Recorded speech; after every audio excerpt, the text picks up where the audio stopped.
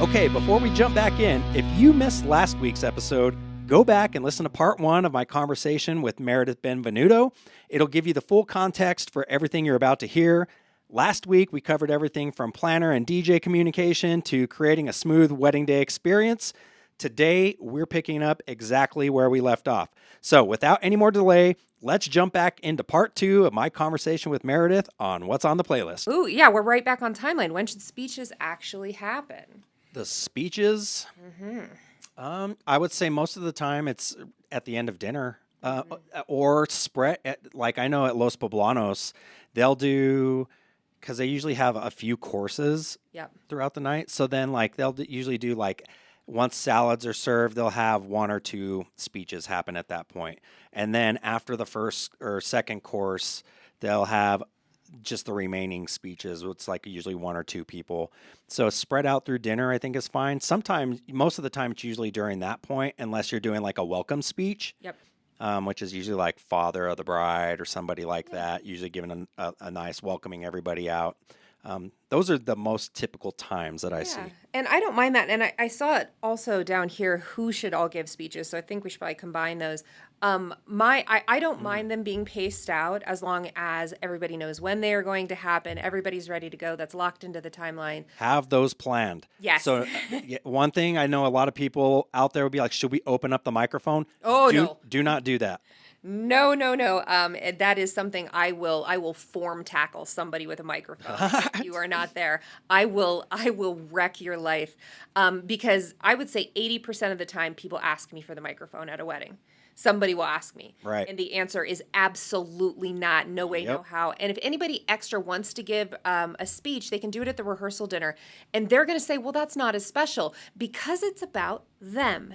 Because they want people to watch them give that speech. It's not about you. Right. And so I don't love that. So who's giving speeches? Maid of honor, best man, father of the bride. If you want father of the groom to give one, if your parents. But once we get past 4 speeches, we're going crazy town USA. Yeah, and I know you talked and mentioned this before, like, we've all been at events where the speeches last a long time and attention span is really short and it gets boring and people just start thinking in their minds, oh my God, when's this going to end? When is this going to end? I had a father of the bride once. He did 27 minutes. Oh and my goodness. The whole time I was like, what is my job as a planner? Like, I can't stop him. I know. It's like, well, and so neither can the DJs. No. Okay. So here, okay, I'm going to give you a couple of tips. This is what I think. You tell me what you think about this. I think the best way, because we've had people like, and this hasn't happened a long time, but a long time ago, what should we do if they start talking too long? Or can you just cut them off? They'll ask the DJ. Number 1, no, don't put that on your DJ. We need people on our side. We need to be the good guys. We're the party people. We're the fun people. We don't want to be seen as the party killer, the vibe killer. So don't make your DJs do that. Don't make them cut them off. Don't make them start playing the Oscars music. Correct. Don't do that. But here's something you can do as the couple, or particularly probably as the bride, honestly. All you need to do, if dad starts talking a little bit too long and you're ready for him to wrap it up, and it'll happen, you'll know when it's time. All you need to do is just stand up. I knew you were going to say and stand right next to him and not say a word. They will immediately, like, arms out for a hug. Yep. They will immediately be like, "Oh, I guess that's my cue to." Yeah, you think? And is anybody ever going to hate the bride on your wedding day? Never. No. Do you know what I did though to stop the 27 minutes? Oh yeah. Do you know what I did? I broke a plate. I asked the caterer, I was like, can I just break a plate? And it was enough to like, do you have a break plate? No, I don't. Dang it. I have a... It was enough to like get him like out of the trance. And because I went up to the caterer, I was like, can I just break a plate? And he was like, what? And I'm like, I'll clean it up, I swear. So I just smashed the plate and it was enough to get him like startled and it worked. And it wrapped it up. And he was like, how long did I go? And I was like, and I say to everybody, anywhere from about 2 to 4 minutes is really good sweet spot. He had no idea how long. If your speech is pages long, that's way too long. Nope, it's a bad idea. But you are so right. Just stand and open your arms. That's it. To hug. You don't have to say a word. That's the easiest way to do it, And don't get pressured into people saying, well, your uncle really wants to give a speech. Great, he can do it at the rehearsal dinner. Don't get bullied into letting people give speeches because all it Totally. is doing is eating into your party time. That's it. And in my humblest of opinion, I like for speeches to happen when everybody's about 80% done eating. Yeah. Because then cake can be delivered while toasts are happening, and it's a good flow right into the rest of the night, and then we get to the party because I want you to get to the party. That's always my goal. Yeah, and that's what I've always seen as the best flow, I think, as well. Because I saw that question on here about when should cake, I think it was like when should cake happen, That's a win. or cake cutting happen. So yeah, that's what I would say. To me, that feels like the best flow, and that's really what we're looking for is flow throughout the evening. We want people to feel comfortable, feel good, keep the vibes right. But the cake cutting should happen about 45 minutes before that. So as soon as you and your partner are done eating, before you go out, take your golden hour shots, in my most humble opinion, an unannounced cake cutting, let your parents know. Don't tell anybody else, because if you tell everybody else, everybody's going to get out of their seats with their little iPhones right in front of your photographer. You're not going to get the shot. Just unannounce it, or don't announce it. Don't have the DJ announce it. Slice. Yeah. Call it. We've seen that way more, I would say, in these last few years of unannounced cake cuttings, which I think is fine too. So not everything has to be this big. And that's the way back in my day. It's the way they used to. Everything was a big deal. Oh, we gotta cut the cake. And money dance and all of this stuff, right? We're just seeing less and less of that, and it's really we're there to party, have a good time, keep the vibes right. So yeah, I'm glad we're kind of seeing less cake cutting announcements. I totally agree. Yeah, but always make sure your parents. That's what I always tell them too. Like if we're gonna do unannounced, that's fine, and I actually really like that. But Let's just have make your sure coordinator tap the parents, the people that you want there to see that. Make sure that they know. Because the parents will come to the DJ like, "Why didn't you tell me? Why didn't And you then it's announce like, it? Yeah. And they're going to be on you. Right. Oh, I like this one. How much should the couples trust their DJ versus making a playlist? Oh my! So that's a good question because depends on your DJ. Although I'll say this, most DJs are always going to trump any playlist. So imagine this, okay? You got the most killer playlist ever. Everybody does. Oh, yeah, of course. Right? So you've got the most killer playlist. Oh, I can be a DJ. Everybody thinks that they're a DJ. Okay, so just because I can put a playlist together. So this is why, honestly, I'm going to tell you a story that I did this very, very early on, just thinking, young, dumb, stupid business. Like, had somebody that hired us that said, hey, I just want you to play my laptop. I've got the playlist. I just want you to play it straight down from top to bottom because we had an experience with a family with a really bad DJ. And in my mind at that time, I was like, oh, easy money. And so I did it, and I found out very quickly and learned, oh my God, I am never going to do this again. So highlights of that night. Number one, I think that party ended at like 8:30. And people were coming up asking for requests. Of course. Right and left because there was nobody reading the vibe. It wasn't hitting. And then the songs are all playing full-length versions. So you're getting, right now we've got couples that are kind of like our millennials, Gen Zs, right? So they love the old school, like Nelly, Hot in Here. Yeah, it hits. That's old school now. Oh my God. I know. Okay. So which is great. So we got Nelly, DMX, whatever, Crazy in Love, Beyonce, all that stuff. And those songs still hit at parties. But we don't want to listen to 5 minutes of Hot in Here. Right. We don't want to then listen to 5 minutes of Crazy in Love. This is the TikTok generation. Yeah. We need verse and chorus and out and mixing and playing mashups and remixes and doing all that. Spotify can't do that for you. Correct. And it just can't. And it can't make the right and left hand turns and read the group and be like, oh, this would hit right now. Yep. And so I'm going to say never a playlist for your wedding. At home, chilling with your friends, that's fine. But for your wedding, when you're trying to keep people there and have the best night of our life, and we're going to stay until midnight, all that stuff. Like, yeah. You got to trust your DJs, guys. And this is why you hire the DJs that are amazing. because then you don't have to do this kind of legwork. Then you're able to give them vibes. You're able to give them, this is what we love. This is what's hitting. Yeah. The DJs do the work for you, and they do it beautifully. So this is what we tell our couples. So this is where we mix the two. This is where marriage happens in the playlist, okay? I want to know all your favorite tracks. So give me your playlist. Yeah. I don't care if it's 300 songs long. A lot of DJs are like, I can't have a must playlist of 300 songs. Don't make it a must play. Give me your 300 song list of songs that you guys love and enjoy, and then trust me. Yep. So I'm going to use that as my baseline. Okay, these are the songs that they love. I know, like if I play any of these or any combination of these, you're going to get on the dance floor. Yeah. And then I'm going to read your group. I'm going to read the crowd. I'm going to take in all that information. Where's the vibe at? Where are we going?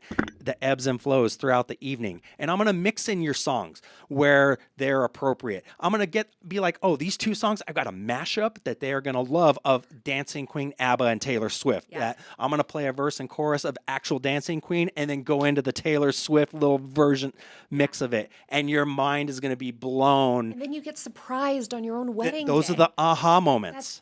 That's the beauty of your wedding day. That's the things that people don't realize on your wedding day is the magic is in the teeny little surprises. Yeah. And that's one of them. And we experience that right here all together, and you only could experience it here in this moment in time. Nobody else in the world.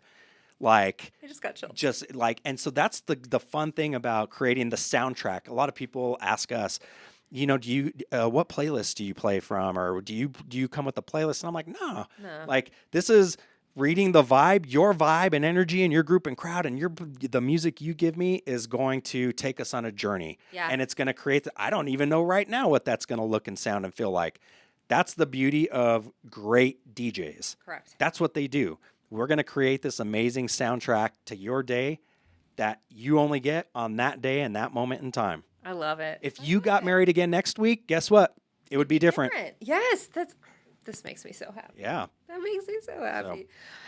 All right.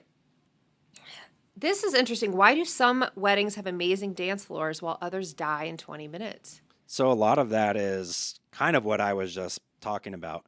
A lot of them die because you have DJs that don't really DJ.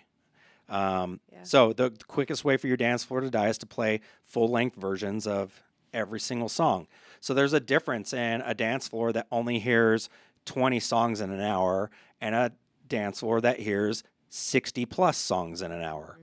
Mm-hmm. And I'm not talking about full-length version songs, right? So like I just said it, Nelly Hot in Here. I just want to hear Nelly Hot in Here, verse and chorus, boom, in and out, into DMX, Party Up, into Usher, into and I've done all three of those within 3 minutes. Yeah. And so to you as being on the dance floor, it feels like I played, by Usher, right? But I didn't play the whole song. I played the snippets, the versions, the good parts. What hits? That's what we do in the nightclub. Yeah. And so I come from nightclub background, right? That's where I started off DJing and doing that. And that's what everybody, at least the couples that book us, they want that feel of, I want it to feel like a club, but not a club at my wedding, right?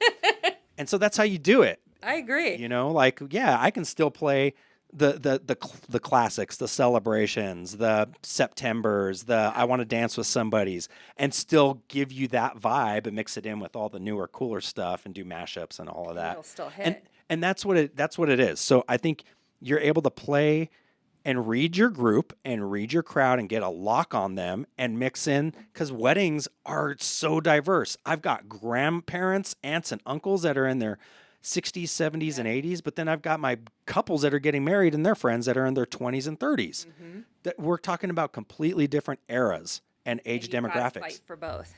So and it doesn't have to be a fight.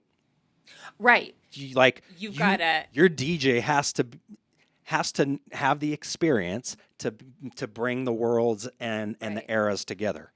I completely agree. And it's funny because I come at it from such a different angle, but to the same end, which is I see it as your timeline entirely, and people will party when they come to your open dance floor, when it's time to open your dance floor, if they come well-fed, well-rested, comfortable. If your room is too hot, they are not going to dance. If you don't have flip-flops and their feet are uncomfortable, they're not going to dance. If your wedding dress is uncomfortable and you don't have a second dress and you're not dancing, they're not going to dance. If your ceremony was too early and they've been awake since 4 a.m. in hair and makeup, your wedding party's not going to dance. So if you're not thinking about your day holistically and what you've expected of your guests, you ask them to sit outside in a 99-degree heat for a ceremony, cocktail hour, and dinner, and now you want them to dance, they are not going to dance. Right. So I think about it as like, how can I deliver to Chris the best dancers I can? This is my partiers to you. And so you have to think about what can you really expect from people. And the truth is, you're not going to hang on to everybody. No. People got young kids, people are older, people are tired. I'll tell people, so especially if my older couples, and by older, I'm talking about like late 30s, right? Mm-hmm. And because they've got, most couples in general just have this grand idea. Oh, I'm going to throw the party of the year of a lifetime and we're staying till midnight. And I'm like, okay, when is your ceremony? At 4:00. Oh, okay. So 4:00 to midnight, that's a work day. Mm-hmm. And when was the last time okay, so I'm in my 40s. Yeah. Okay. And when was the last time you and Michael spent 3 hours at a nightclub? Never? Never. Never. Okay. I'm exhausted just thinking about Okay. it. So you want your dance floor to go 3 hours plus long, okay? And nightclub vibe and feel and all of this after we've already been at your wedding right. for 4 hours, right? And this is the reality of it all. I know, like we have these grandiose visions, but we are here to bring you back to reality. We can have the moments, the vibe, the feeling, and everything that you're wanting, and it comes down to emotions. And what do we want our guests to feel that day? But the execution of that from experience, totally 4 and 5 and 6 hour long dance floors, they're not happening. It's not happening. And you're wasting your money. You're wasting your money at the bar. You're wasting your money at the extra hours at the venue. And right. I had a bride recently end her wedding an hour early because she was tired. She was just done. And she told me she talked a big game. Mm-mm. You think so when do most couples start their hair and or like getting ready, like in the morning? It can depend. I mean, I had one last year. It started at 4 a.m. But I would say most of them are starting around 7:30. About 7, like 7:38. Yeah. Okay, so that's like you going to work, except for your work day isn't starting until like the ceremony time. But you're starting at regular work day. Well, and I don't think they realize that adrenaline, your body is in a complete state of dysregulation all day long, and you are so tired by the end of it that they're just shocked that they feel. That was a question last week on Ask a Planner Monday. She was like, I was so shocked that I felt so poorly. Yeah. But because, your body is just so tensed. And she was like, I wasn't even able to enjoy it because it's I was tough. so tense. Oh, and then throw in Albuquerque, New Mexico, or Santa Fe, okay? Mm-hmm. And you're having a destination wedding and you're coming from sea level? Yeah. Oh, my God. And you haven't accounted for the elevation? Oh. Asking me why I carry oxygen in my kit. I literally have the cans of oxygen. Like, girl, I'm coming at you with those little cans. And we're partiers, and we start partying. We're going to start drinking at 4:00. Okay. Show me how you're going to be feeling. All right, what else we got here? Yeah, let's see if we can do a few more here. Okay, what happens if the DJ has equipment issues? That's a good question. So one of the questions that you should be asking as you're doing interview as you are interviewing your DJs is what's the backup plan for everything? Mm-hmm. Okay, so what happens, and it does happen when DJs I'll tell you when DJs have equipment issues. Number one, if their stuff is old and outdated, that's not going to be good. But if you are asking your DJ to play outdoors, outside, with no coverage, especially here in a place like Albuquerque, where we're right now in a massive heat wave and it's 95 degrees plus, and you're going to have your ceremony at 4:00 in the afternoon, our equipment is going to fail. It's going to. Our equipment fails in heat, like extreme heat, water, so rain, wind and dirt, not good. Laptops overheat. Imagine your phone. Your phone overheats. So this is all electronics and gear and equipment. So what do? Hope your DJ has backup gear. We always carry backup gear. Or, I mean, at minimum, if my DJs that are here in town haven't taken backup gear with them, they can make a pretty quick call and get over to the office and get something, But ideally, you've got backup gear at your events. Sure. I always do. That's why I travel with a trailer. Right, but that's what makes a luxury DJ. That is the difference, because your budget DJ likely doesn't have the ability to afford all of this backup equipment. This is your DJ, and for those of you that can't see that you're listening to us on Spotify and Apple Music, I'm lifting my computer up in the air. This is my life right here as a DJ. It has my software, my music libraries on it. So I bring a backup with me, and then I've got backups for my backups. Right. Okay, so I've got an extra laptop. I've actually got 2 extra laptops with me, but one ready to go that's an exact clone of this. So that way it's an immediate transfer switch over. I've always got an iPad hooked up because just the way my gear works, I've got a line out that's hooked up to an iPad with a cable. So I guess if for whatever reason my backup's backup decided not to back up, then I'm playing a list, and we've got music still. But listen to what he's saying, everybody. This is the answer you should hear. When you're saying, DJ, okay, we're interviewing you, what do your backups listen? If the answer doesn't sound like this, wrong. Wrong answer. Right answer, anything other than this is wrong. So I'll tell you, again, another quick story. Happened here at Los Poblanos. We had a storm. Los Poblanos is it's an older space, which many of these event venues are older spaces all across the country. Yeah, and they're just not set up with like your bigger casinos and ballrooms that have backup generators, right? So there's no backup generator, nothing like that. And we have a storm, the power goes out on the entire property. Thank God dinner had already come out. Yeah. So that was fine. It happened during dinner, actually. So long story short, what do? Like most DJs gear is I need power. Right. Well, my ceremony setup is all battery powered. So I've got battery powered speakers. Yeah. Laptop. I had my backup mixing board. So my actual DJ decks need power. I didn't have that. I didn't have power, but I had a backup set of decks that was USB powered.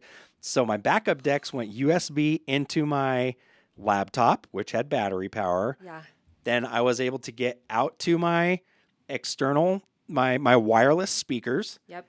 And all of my lighting is all wireless and battery powered. So that didn't need power. We had an entire reception all off of battery power, and they never knew the difference. That was going to be my question. Did the couple even know? They had no idea. All we knew is that the power was out with everything, everywhere else on the property. If they had hired any other DJ in Albuquerque, their entire wedding would have failed.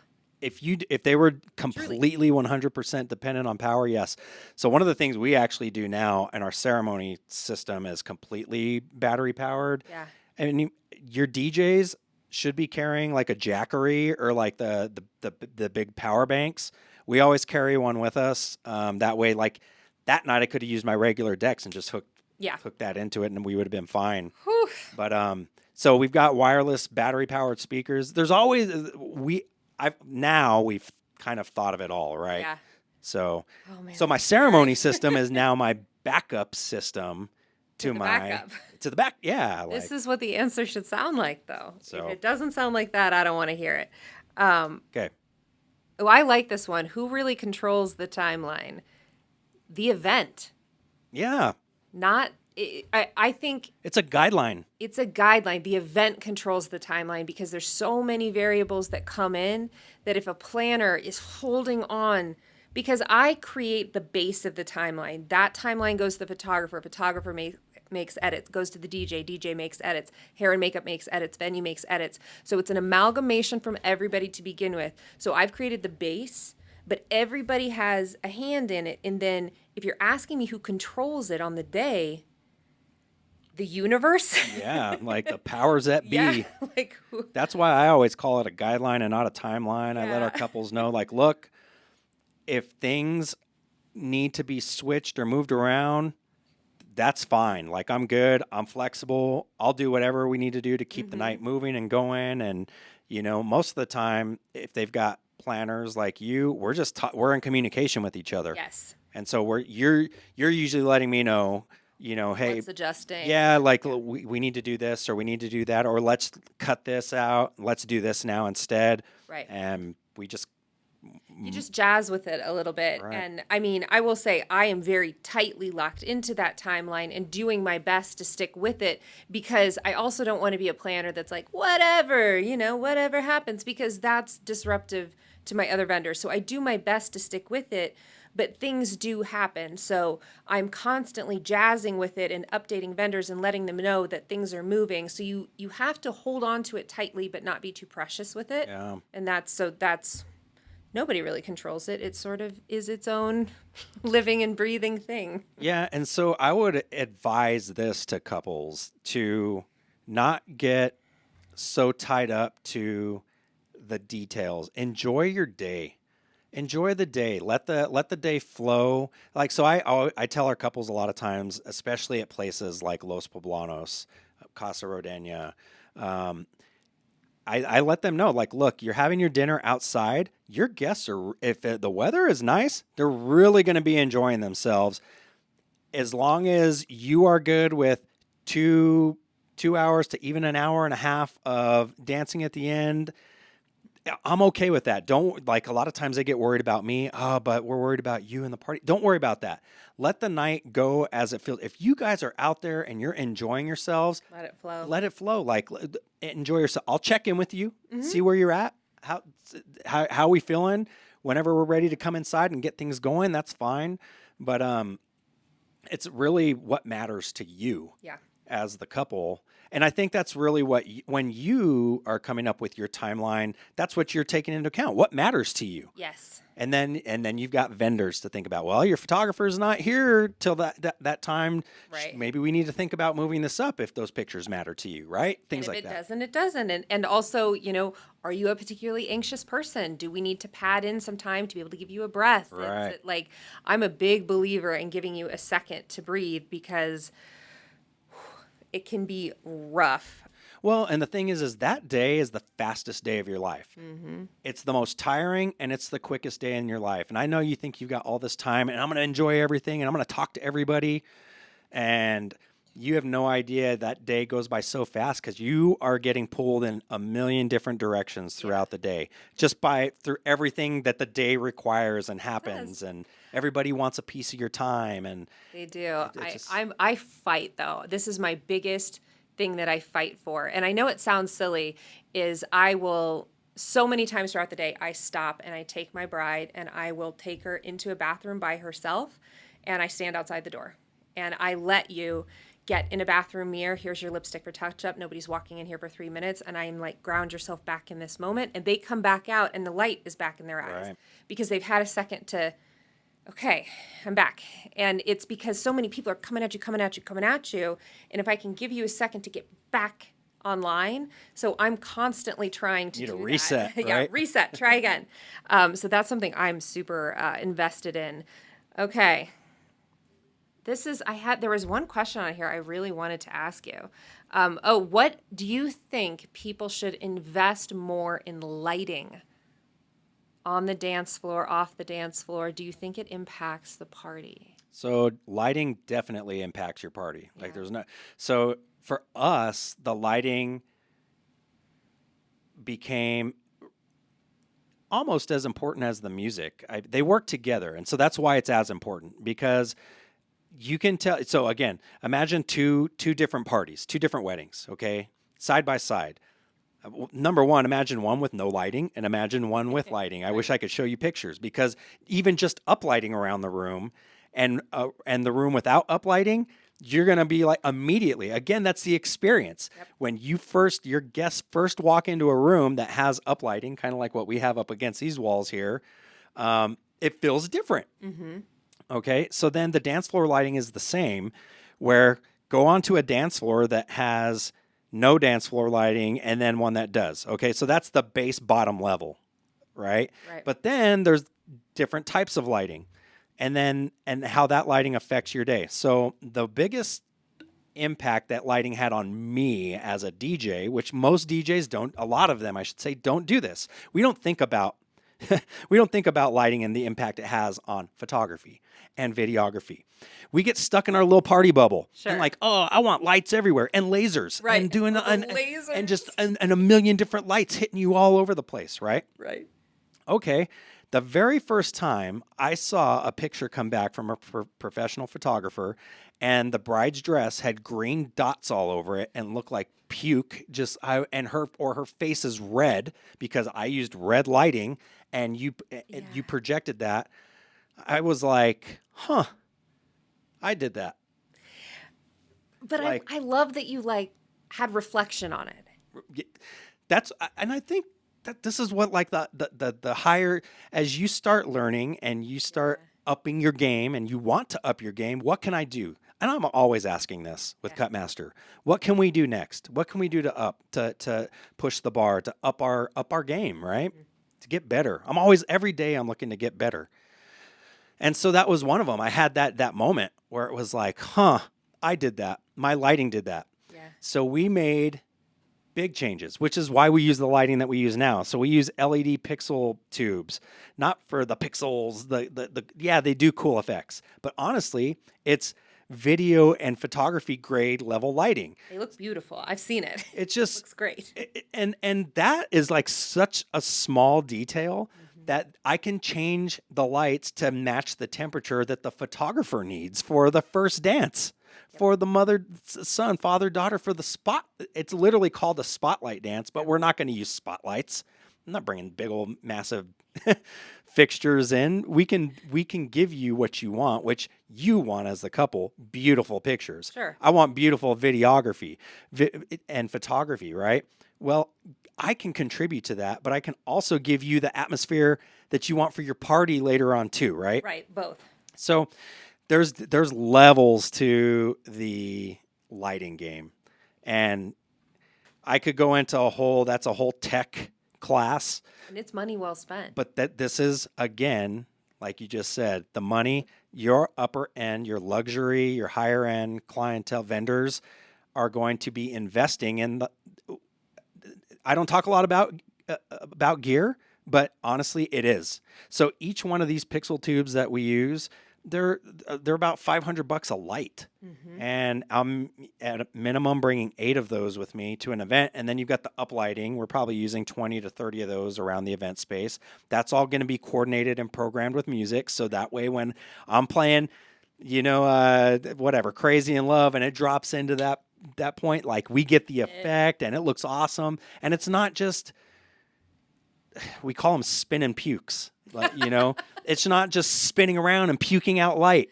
Right. It's actually coordinated. That's what you get at a concert. Like the lighting, it's coordinated. It's timed.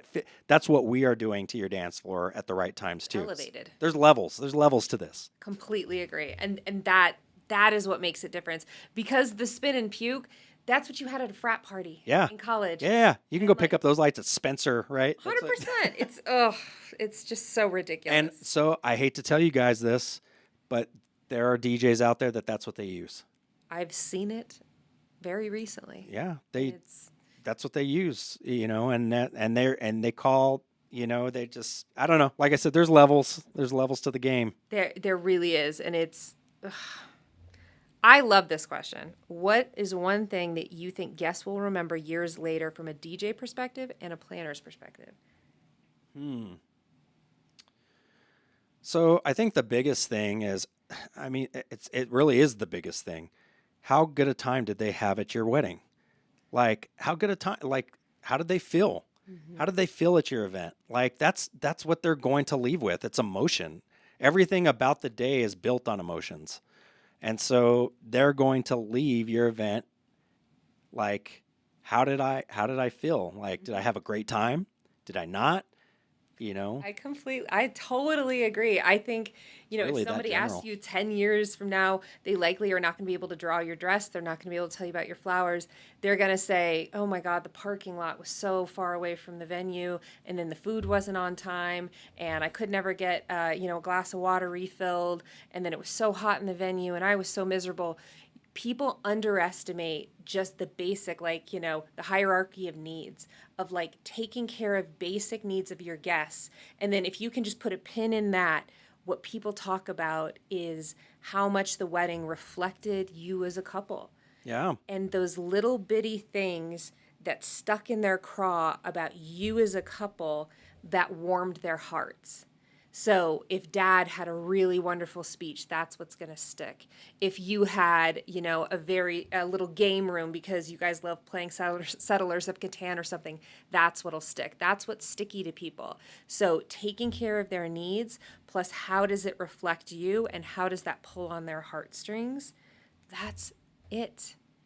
Feed them well, treat them well, give them soft seating, give them good food, make it about you. That's it. Yeah. I mean, people are going to remember moments. Moments. And so that's good and bad. And if you have bad moments, if the food is terrible, they're going to remember that. That's a moment. Sure are. All right. If the DJ honestly messed up and called the bride somebody a different name, 100%. Yep, you're going to remember that. 100%. This is awful. I have a wedding. Oh my gosh. They were doing a mother-daughter dance. Her mother was dying of cancer. And they did the most beautiful dance, and I'm sitting there crying in a corner. And at the end of the dance, the DJ hit a wrong button, and it went bow, bow, bow, bow. And when I think back at that wedding, I have 3 or 4 memories from that wedding, and that's the first one. Because that DJ hit a wrong button. Yep. And that poor mother was, of course, jolted out of this moment that should have been so beautiful. It's, that they're going to remember the bad stuff. Yes. If you hire the wrong DJ to play your ceremony music and they're streaming on YouTube and the Viagra ad comes on, yep, going to remember that. You're not wrong. Your wedding is now viral. You are not wrong. And it happens more often than you think. And it's when people... Unfortunately, they remember the fails. Yeah. Because our brains are wired that way. So hiring vendors to prevent the fails. And that's the problem with my job, you can't really take a picture of my job. My job is preventing 1,000 things that you didn't see. We were just talking about this recently, right? Like a planner is to me an alarm on a house, okay? I have an alarm on my house. Do I say that my alarm doesn't work because nobody breaks into my house? I really wish somebody would break in to test out this alarm. No, I just prevented everything that happened, and you don't even know about it. Yeah. And I don't mind. I don't need to be sung or anything. Right. But it's interesting. So my job is always to make sure that you don't wind up viral. That nobody's doing anything crazy. We don't want that. Yeah. And so they're going to remember the bad. For sure. They're also going to remember the great moments. Absolutely. You have that, we talked about that moment on the dance floor at the end. Honestly, those are the most shared, usually videos of the last dance is because everybody's around there. It's so hype. 100%. It's we ended on this massive crescendo and just it's so fun. The lights are going crazy. Yeah. I love it. Yeah. All that, those moments that are created throughout the night. And that's what people remember. And so that all contributes to how good a time did we have? What are the emotions we created? Yeah. Did I have fun? Your wedding was such a fun time. You don't want to be the wedding that was got to hire the vendors to protect it. Yeah. I had a wedding where her sister was just so desperately trying to make the day about her, anything she could do. And she was wearing a strapless dress and she kept saying, oh my gosh, I hope my top doesn't fall down. And I was like, well, let's tape you in. Let's go ahead and tape you in. And she was like, oh, I don't really want to. I don't want to. We were about ready to do the hora. And I saw her walking towards the chair, and the photographer caught me reaching over and grabbing her by the neck to pull her back because I knew exactly what she was about to do. And I was like, I just prevented a whole viral moment. Yeah. But my point is you got to hire the vendors to prevent the crises, to prevent all of this horrible stuff from happening so that when they get in the car at the end of the night, they remember it wasn't that your sister's top fell down. It wasn't that, all the crazy stuff happened. That it was, man, the food was really great. the DJ was awesome. Right. Ceremony was perfect. What a lovely time we got to experience with them. And the way that you get that is good vendors. It's built-in self-assurance, It sure is. All right. Any final ones we want to wrap up with here? Let's see. We got any bangers? All right.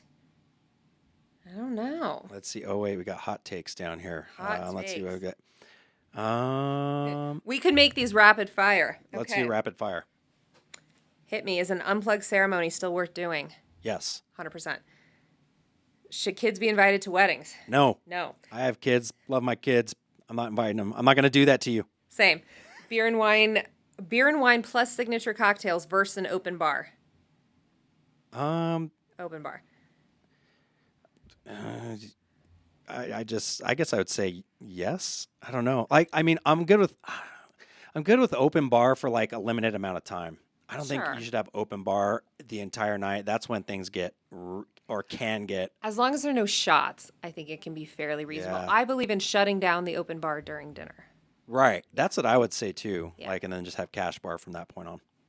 Well, no cash bars ever. Period. Shut down at dinner. Bars. Yeah, we host the entire night, no matter what. Because you are hosting your guests. Yeah. I'm fine with that. So then you're saying, shut down the bar. Period. Like no bar during dancing. No bar during. So after cocktail hour, I think we shut down the bar during dinner, and we could do wine service at the table. Oh, got you. It gives everybody a chance to catch their breath, and it just makes sure that everybody doesn't get super wasted. Open it up during. Yeah. I'd agree with that. Buffet or plated? Plated. All day long. This is assigned tables or open seating. Ooh, assigned. I don't do weddings with open seating. It's in my contract. Yeah, dude. I mean, if you do open seating, it's never going to work out. Like the numbers just don't work. You're going to have this group of people that only take up 5 of the seats, but then it doesn't feel comfortable to go sit with them because we don't know them. Yeah, it's the worst. And you know what kills me is brides are like, well, I did it at my wedding and it worked. You weren't there, girl. Right. You were back there waiting for grand entrance. What do you mean it worked? It didn't work. Okay, is it okay to skip favors? What is that like? The favors are like the things that you take on the way out, where it's like it's. Yeah, 100%. Skip those. Get a photo booth instead. Let them take pictures and 100%. Take them home. Or do something edible. People like food. Yeah. A 5-hour reception actually too long. I think total. I think it's fine. Yeah, total's fine. Yeah, 2 hours is fine. Oh, I like this one. Everyone introduced for grand entrance or bride and groom only. So, I would say it depends. Same. On what what matters to you and how it's going to be. It depends on your wedding party. If everybody in your wedding party is like high energy, I'm cool with that. But if you've got some that like aren't comfortable with it, why are you going to force that on them? Agreed. 100%. But I'll tell you this, we're seeing, I would say like a high number, like over maybe even 80% of our current couples are just doing either bride and groom only, or they're not doing an entrance at all. Okay. They're just mixing in the cocktail hour, and then we're just going on. I agree. I mean, I think it completely depends on the couple, completely depends on the vibe. I think all are welcome. But if you're asking me, like, generally speaking, I prefer bride and groom only. Okay. Personally. Yep. Craziest thing I've ever seen at a wedding, I will never tell. I assume you would not either. So people ask me this all the time. What's the craziest thing you've ever seen? So I honestly can't. Really? I don't. So I don't know if this is a testament to my couples or not.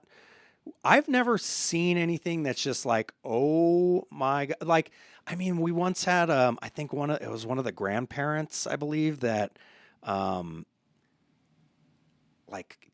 fell and the ambulance had to come and pick them up. I don't think they died, but, I mean, like, I think of things like that. I haven't had anything where just, honestly, I'm trying to think, like, was there anything like I just even couldn't talk about? And so I think that might be a testament to, this is what I feel happens when you get into like the higher end, luxury end market. You don't have as many I have the crazier stories at the higher end. Oh, really? But I'm also at a different, you are in a different area with them. Right. Yeah. But I'm not there all day with them. It's true. Once these mics go off, I will shock you. I will shock you. You will be like, there's no possible way that's an actual story. All right. But I would never, never, never, never reveal. What's the funniest request you've ever gotten at a wedding? Oh, man, the funniest request. I get crazy requests all the time. And it's usually like the funniest ones are like just like off the wall. Do you have like the Star Wars theme, this and that or whatever? But yeah, we don't get like, I mean, when it comes to music, most people are usually asking for, most of the time it's like popular stuff that I'm already going to play anyway. Especially if there's like a song at the time that is like real, like super hot, right? Yeah. Then it's usually people coming up and asking for things like that. But yeah, I don't. Not too crazy. Yeah, not anything crazy. I'm trying to think of like anything that I haven't gotten anything just crazy off the wall. What about a wedding? Oh, I guess your disaster that the couple never knew that happened was that. That was one. That was one. That's what I would definitely talk about. Yeah, that's the best save you've ever pulled honestly off. And so they didn't know, and that we were asked not to let them just enjoy the day. There was a planner there that day. Yeah. And I remember. I respect that planner. Yeah, actually, so it's one that I know who it was now. It was Shelby. I love Shelby. Oh my God. So I remember this, and Shelby was like, you know what? We're just going to keep moving on. She was dealing with it that day, and she handled everything like a absolute pro that she is. Doll. Yeah. Oh my gosh, I love her. So yeah, that one. This one I like. A piece of wedding advice you've completely changed your mind about. So I'll tell you, I think a lot of things have changed, and I've been in the game long enough to see different eras and different trends and things that have happened. So, I mean, I would say even when I got married 22 years ago, it was very much about like the traditional things. And the New Mexican wedding, we play a lot of this, La Marcha, New Mexican music, things like that. And so at that point in time, that's where the mindset was. You kind of have to do all these things, right? That's completely changed from then to now. Like, I don't think you have to do anything. And I think most of our couples are now they want something unique. Yeah. They're trying to make things their own, and they're getting away from formalities and traditional things. So, I would say my mindset has changed over the years on that too, where I've evolved, I think, with my couples where they've evolved too. Totally. I don't know. What do you think? I think I've had small changes throughout the years. I think I've like dialed into more of what I trust in myself, more of like, I don't do DIY anymore, no matter how much people try to convince me. I don't do weddings without professional vendors anymore, no matter how much people try to convince me. I've like sturdied myself more in that. So I think I've changed sort of micro changes in myself, but nothing too major. I think I've always sort of been of the mind, like, as my mother says, if it's not illegal, immoral, or fattening, we're doing it. Let's make it happen. So I'm pretty, so as long as I've sort of micro adjusted my boundaries, other than that, I haven't really changed much. It's about you guys and what can we make happen for you. Yeah. And I would say that most of the time there's not really a right or wrong way of doing things. Like, cause people will ask us, especially if they're not working with planners, then they've got a lot of timeline questions.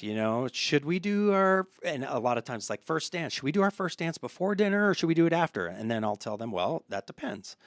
Call Meredith. She will take care of your timeline. Yeah. 149 plus tax. She'll take care of you for you. There you go. But there's 1,000 ways to skin a cat, just like there's so many different ways to do things and it will all work out. Yes, there are some wrong ways for sure. But there are a lot of right ways. Right. Yeah. Yeah, there's a lot. So it depends. Like, first I would start off, and I would guess you probably do similar. What are your goals? Yeah. What are you looking to accomplish? We were just talking about something recently. Yeah. What is your why? Why are you going to do this? Totally. Do you know what I tell people is I say, like, at night when you're falling asleep or when you're in your shower and you're thinking about your wedding, you're going to start to daydream. And what are the things that flashed in your head?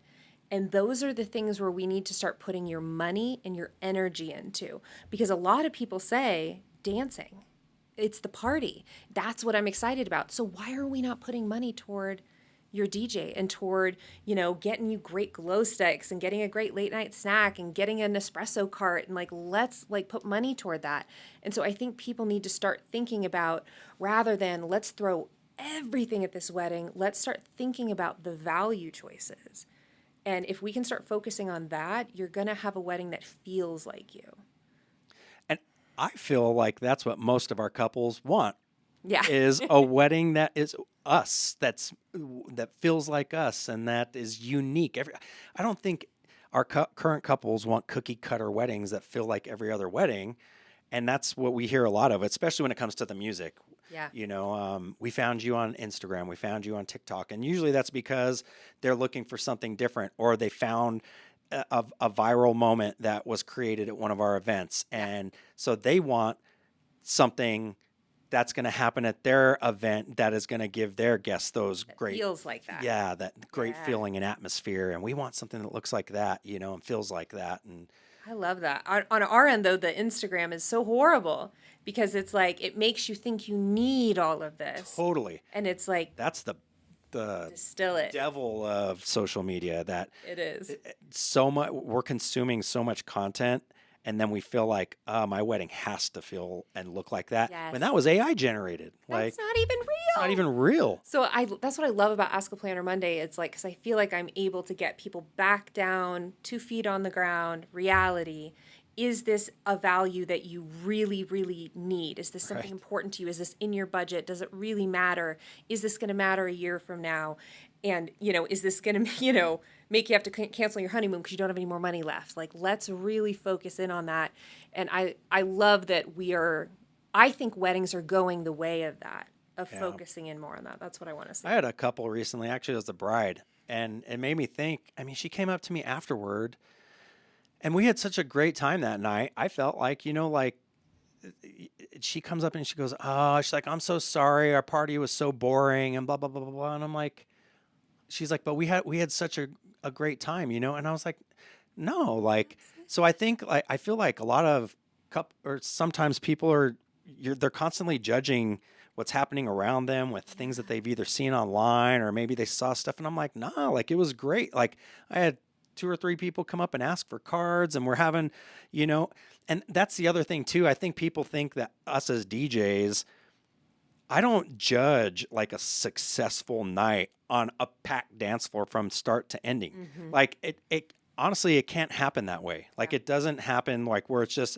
everybody's literally just dancing for 2 hours straight. It's not reasonable. No, it's not reasonable, and it shouldn't be expected. And I always say this too: you can't create peaks without valleys. Right. So you have to bring the energy level down so we can get to another peak, right? And have that another great moment. Because if everything is a peak, there are no peaks. You're level, you're flat line. Mm-hmm. And nobody wants that. We want peaks and valleys throughout the night.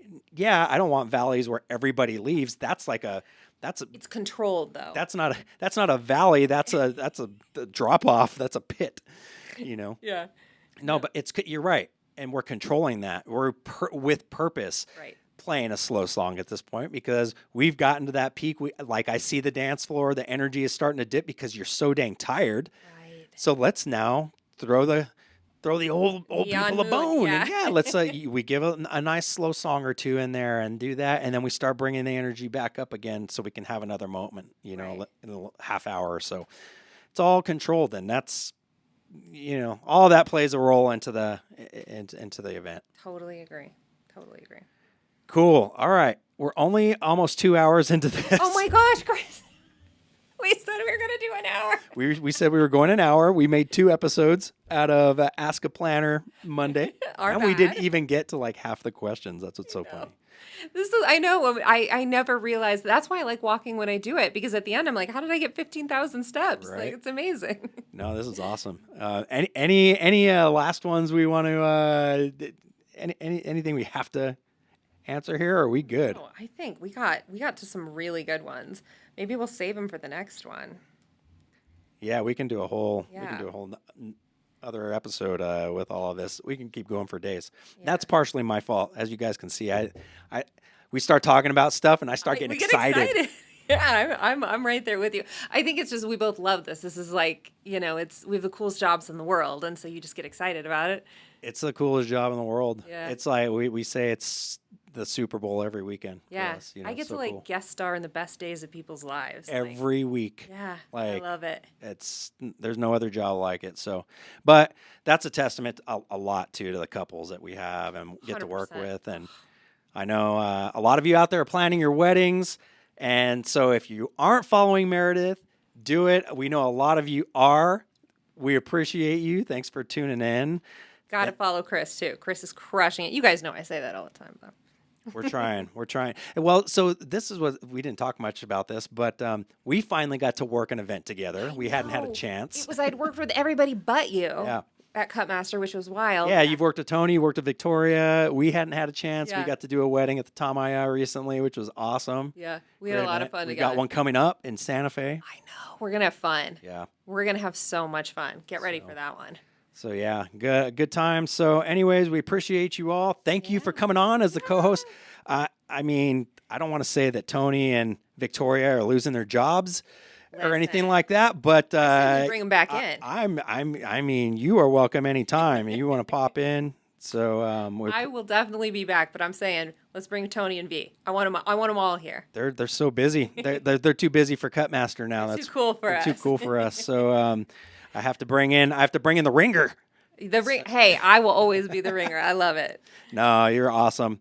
Well, thank you so much, Chris. Thank you so much. And if I had my music queued up, I'd play it. But okay. Since I don't, we're going to go with this. We'll see ya. What's on the playlist, baby? What's on the playlist?